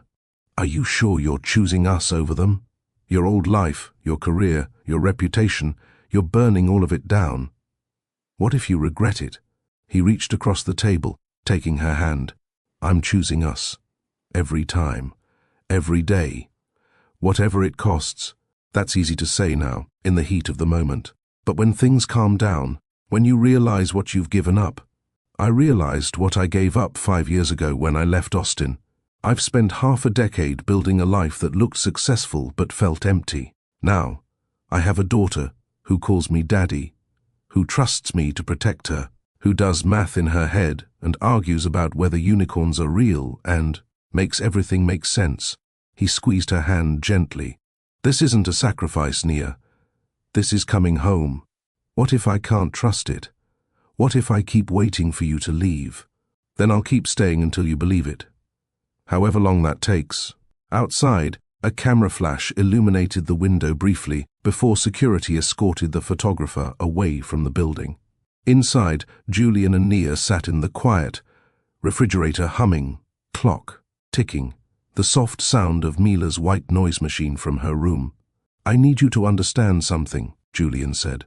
Those people out there, the articles, the comments, the judgment, none of it matters. The only opinions I care about are in this apartment, yours and Mila's. If you say stay, I stay. If you say go, I go. But it's your call, not theirs. Nia's eyes filled with tears. I don't know how to do this. How to let someone in after being alone for so long. We figure it out together. One day at a time. One pancake breakfast at a time. A small smile broke through her tears. You do make excellent pancakes. I have many hidden talents. You'll discover them gradually. The moment hung between them, tentative, fragile, real. Then Nia's phone buzzed. Another news alert, another invasion of privacy, another stranger with an opinion about their lives. But this time, she silenced it without reading. Tomorrow, she said, we teach Mila more about boundaries, about saying no to people who don't respect her space, about protecting herself. Tomorrow, Julian agreed. Tonight, we just breathe. Are you really choosing us? The question came out small, vulnerable, so different from the strong front Nia usually maintained. Julian stood, moved around the table, and knelt beside her chair so they were eye level. I'm choosing us. Every single time. Every day, every decision, every moment. This is where I belong. With you. With Mila. Building something real instead of something that just looks good from the outside. Promise? Promise, promise. The kind Mila makes me swear to. Nia laughed. A real laugh. The first he'd heard since arriving. That's the binding kind. I know. Outside, the media circus continued its vigil. Cameras ready for any movement, any story, any moment they could capture and sell. Inside, 3 people who'd found each other against impossible odds began. Learning that family wasn't about perfect circumstances or ideal timing. It was about showing up, staying present, and choosing each other, even when the world offered 1,000 reasons not to. 3 weeks after the media storm peaked, the Austin Community Center hosted their monthly Help Helpers Help Workshop, a program teaching children emergency preparedness. Nia had volunteered months ago, back when life was simpler, lonelier. She'd almost cancelled, but Mila had been excited, and Julian had offered to come along. Now, watching 30 children practice dialing emergency numbers on disconnected phones, Julian understood why this mattered to Nia. What's the most important thing to remember? The instructor asked. Mila's hand shot up. Say your name clearly and where you are. Exactly right. And why? Because help can't come if they don't know where to go. Mila spoke with the confidence of someone who'd lived this lesson. And you have to be brave even when you're scared. The instructor smiled. Has anyone here ever had to call for help? Mila's hand went up again, slower this time. I called someone when my mama was hurt. He came all the way from Seattle. Several parents turned to look at Julian, some with recognition from the news coverage, others just curious. The viral video had died down, but hadn't disappeared completely. That was very brave, the instructor said gently. What made you decide to call? Mama told me to. She said there are people who will always answer if you really need them. You just have to be brave enough to ask. After the demonstration, Nia stood to address the group. Julian watched from the back, Mila beside him coloring in her workbook. I'm Nia Cole, pediatric nurse at Austin General, she began, her voice steady despite the eyes on her. I see a lot of emergencies, and I can tell you that asking for help is not weakness, it's wisdom. Teaching our children to reach out when they're scared, hurt, or lost might be the most important thing we ever do. Her eyes found Julian's across the room.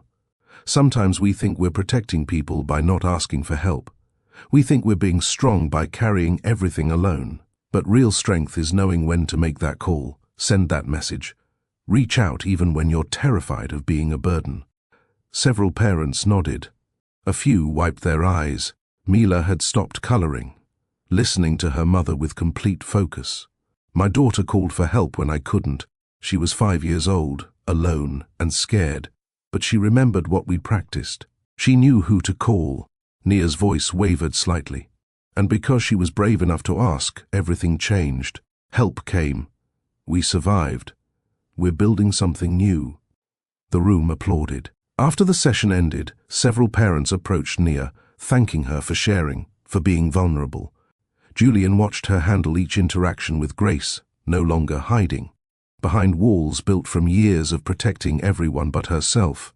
That evening, after Mila was asleep, Julian and Nia sat on the small balcony of their apartment under Austin's star-filled sky.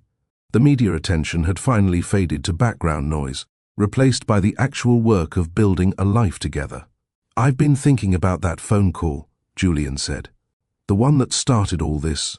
The 3 a.m. call that destroyed your perfectly organized life. The call that brought me home."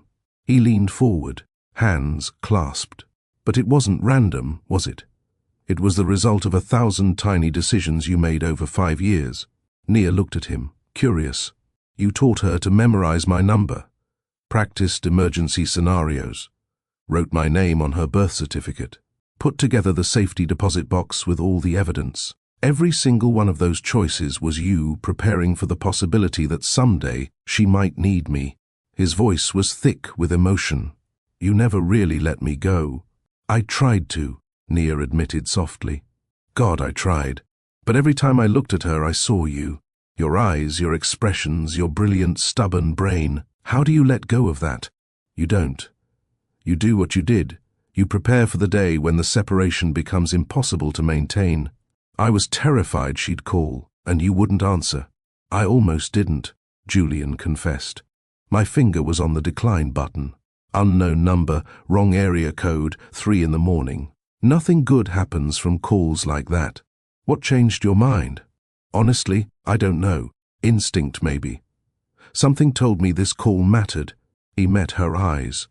"I've spent 3 weeks thinking about all the ways that call could have gone differently. If I'd declined, if you hadn't prepared her, if Mila hadn't been brave enough to try, but she was. And you did answer, because you taught her to ask, and somewhere deep down, you trusted that I would answer." He reached for her hand. "That's not random, Nia. That's faith." The next morning, Mila came into the kitchen with her sneakers, the complicated ones with multiple straps that she'd insisted on, despite Nia's warnings they'd be hard to manage. She approached Julian, who was making his now signature pancakes shaped like stars. She hesitated, shoe in hand, then took a breath. "Dad, can you—" She stopped, suddenly uncertain, the words still new enough to catch sometimes. Julian immediately knelt down, meeting her at eye level. "Can I help with your shoes?" Mila nodded, then softly, "Is it okay to call you Dad?" "Mila." He took her small hands in his. "You can call me whatever feels right to you. Dad, Daddy, Julian, whatever makes you comfortable. There's no wrong answer. What if I try Dad and then want to change it? Then you change it. This is your choice, always." She considered this, serious and thoughtful beyond her years. "I think Dad fits. Like when you try on shoes and they're exactly right." Julian's eyes filled with tears he didn't bother hiding. "Yeah, baby. I think it fits too." From the doorway, Nia watched them, her own tears falling freely. This moment, this simple, beautiful moment of a daughter asking her father for help with her shoes, was everything she'd denied them both for 5 years. Everything she'd been trying to protect them from had cost them this. But they had it now. That weekend, Julian rented a small house on the coast. Nothing fancy, just 3 bedrooms and a porch overlooking the water.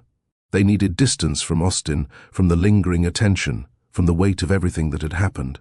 After Mila was asleep, exhausted from a day of building sandcastles and chasing waves, Julian and Nia sat on the porch steps. The ocean stretched endlessly before them, rhythmic and eternal. "I want to build a life where the hard parts don't surprise us," Julian said suddenly. Nia turned to him. "What does that mean?" "It means no more secrets, no more protecting each other by pushing away. When things get difficult, and they will, we face them together." He took her hand. "I want the slow version, Nia, not the dramatic reunion, not the whirlwind romance that crashes and burns. I want the kind of forever that's built on 1,000 tiny choices to stay. That's not very exciting." "I've been excited. It gave me ulcers and emptiness." He smiled slightly. "I'll take boring and real over exciting and hollow any day." Nia leaned her head on his shoulder, a gesture of trust that felt enormous. "I'm scared I don't know how to do this. The normal family thing, neither do I. We'll figure it out together. What if we mess it up? Then we apologize, adjust, and try again. That's what families do, right?" The waves continued their endless conversation with the shore. Above them, stars appeared one by one as darkness deepened. Inside, Mila slept peacefully, her stuffed elephant tucked under one arm, secured by the knowledge that both her parents were nearby. "Julian," Nia said softly. "Yeah? Thank you for answering the call." He kissed the top of her head, gentle and reverent. "Thank you for making it." They sat there as night settled fully, 2 people who'd lost 5 years learning how to build forever from what remained. It wasn't the dramatic ending movies promised. It was better, quieter, truer, earned through every hard choice and brave moment that had brought them here. The call at 3 a.m. hadn't been random at all. It had been inevitable, the culmination of 1,000 tiny decisions that said, "We matter, we're worth fighting for, and when the moment comes, we'll be brave enough to reach out and answer." The kitchen had become their sacred space, not because it was grand or beautiful, but because it held their daily life. Julian had learned that Nia hummed while chopping vegetables, that Mila only ate carrots if they were cut into, coins not sticks, that Tuesday mornings required extra coffee because Monday nights were homework battles. "Dad, you're burning the pancakes," Mila observed from her seat at the table, not looking up from her book about constellations. Julian flipped them quickly. "They're golden brown. They're golden black." Nia laughed from where she was packing lunches. "She's not wrong." "Traitor," Julian muttered, but he was smiling. This, the teasing, the routine, the comfortable rhythm of breakfast before school, was everything he'd never known he wanted. He'd started consulting work from home, flexible hours that let him do school pickup and help with homework. The pay was a fraction of what he'd made at Apex, but he'd stopped measuring. Wealth in dollars somewhere around the 3rd bedtime story. "What shape today?" he asked Mila. "Hearts, because it's almost Valentine's Day." He pulled out the heart-shaped mold, pouring batter with care. When he presented her plate, Mila examined it critically. "Perfect," she declared. "Can we make Valentines for my class tonight?" "Absolutely. We'll make the best Valentines in kindergarten." After breakfast, the usual routine, backpack check, teeth brushing, hair braiding. At the door, Mila hugged them both, Nia first, then Julian, a ritual she'd established on her own. "Love you to the moon," she told Nia. "And back," Nia replied. "Love you to the stars," she told Julian. "And beyond," he answered. At school pickup that afternoon, no photographers waited. No cameras, no questions, no invasion. The media had moved on months ago, finding newer scandals to dissect. What remained was just life, ordinary, precious, real. "How was school?" Julian asked, as Mila climbed into the car. "Good. We learned about community helpers. I told everyone my mama is a nurse and helps people get better, and that my dad helps businesses, but now he mostly helps me with homework." Julian caught Nia's eye in the rearview mirror. She was smiling, that soft smile that appeared more often now, the wall she'd built finally coming down brick by brick. That evening, they worked on Valentines at the kitchen table, construction paper and glitter everywhere. Mila's tongue poking out in concentration as she wrote each classmate's name in careful letters. "This one is for my teacher," she announced. "She's nice. She lets me read chapter books during quiet time." "Because you're advanced," Nia said proudly. "Because I'm smart like Dad and brave like you," Mila corrected matter-of-factly. Later, after Mila was asleep, Julian and Nia reviewed what they'd learned in 6 months of rebuilding. "We should write this down," Nia said. "For her, when she's older, so she understands what we learned." They made a list on the back of a ruined valentine. "Teach your children how to ask for help." Mila's bravery had saved them all, but only because Nia had prepared her. "Share the truth as early as they can handle it. Age-appropriate honesty builds trust. Love the boring parts. They're where real life happens." The pancake mornings mattered more than grand gestures. Protect children's privacy fiercely. Not every moment needs an audience or documentation. Apology and forgiveness aren't one-time events. They're daily practices, woven into ordinary interactions. Presence matters more than presence. Time and attention are the currencies that count. Caregivers need care too. Nia had learned to accept help, to rest, to let Julian carry some weight. Community shows up when you let them. Neighbors, teachers, friends had supported them when they stopped trying to do everything alone. Don't let fear write your story. The future Nia had been afraid of turned out better than the safety she tried to maintain.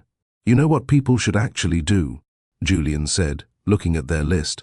"Concrete things, not just philosophy." "Like what?" "Tonight, right now, teach your child their full address and phone number. Make sure they know how to call for help." It's basic, but Mila knowing those things saved Nia's life. "And pick one boundary," Nia added. "Just one thing that protects your family's peace. Maybe it's no photos of your kids online, or screen-free dinners, or dedicated family time on weekends. Whatever creates sacred space." They sat quietly, thinking about how small choices compound into transformed lives. The apartment that had started as temporary housing had become home. They'd signed a lease extension, begun talking about finding a house with a yard where Mila could play. Julian's things were no longer in a guest room. They'd reorganized, blended, their lives in practical ways that spoke louder than any declaration. "We're doing okay, aren't we?" Nia asked one night. "Better than okay. We're building something real. It's slower than I expected." Good things usually are. The call at 3 a.m. had set everything in motion, but it was the 1,000 small choices after that built their forever. Every breakfast, every homework session, every bedtime story, every moment of choosing presence over convenience. The bluebonnets were in full bloom when they returned to the field where they'd taken their first family photo. Mila was 6 now, reading chapter books, asking questions about the universe that Julian had to research to answer. "Same spot?" Nia asked. "Same spot," Julian confirmed.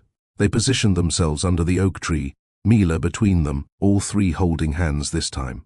A family built from broken pieces, glued together with courage and choice. "Say, second chances," Mila called out. "Second chances." They echoed as the camera timer clicked. The photo was perfect not because of technical quality, but because it captured their truth. Mila's gap, toothed smile, now missing 2 teeth. Nia's relaxed happiness, no longer shadowed by fear. Julian's complete presence, no longer divided between worlds. If this story moved you, here's what I want you to know. Second chances are real, but they require courage from everyone involved. The courage to call for help, the courage to answer, the courage to stay when it's boring, hard, or complicated. Subscribe to Mr. Steele Rich Stories and help us reach 1,000 subscribers. We're telling stories about real people facing impossible choices and finding their way through. Drop your biggest takeaway in the comments. What resonated with you? What will you do differently after hearing Julian, Nia, and Mila's story? Share this with someone who needs a reminder that it's never too late to answer the call, rebuild the bridge, or start again. First, teach your child their full address and 1 emergency contact number. Practice what to say if they ever need help. These simple preparations could save a life. Second, Pick one boundary to protect your family's sacred space this week. Maybe it's no phones at dinner. Maybe it's one evening without screens. Maybe it's protecting your children's images online. Start small, but start. These choices matter more than you know. Julian answered a 3 a.m. call from a child he didn't know existed. That choice changed 3 lives forever. Nia taught her daughter to ask for help when she needed it most. That preparation saved them all. Mila was brave enough to reach out to a stranger because her mother promised he would come. They were all right. The question isn't whether second chances exist. They do. The question is whether you'll be brave enough to reach out, present enough to answer, and patient enough to build something real from the wreckage of what was. Sometimes the most important call you'll ever receive comes at 3 a.m. from someone you've never met. Sometimes the bravest thing you'll ever do is teach someone to ask for help.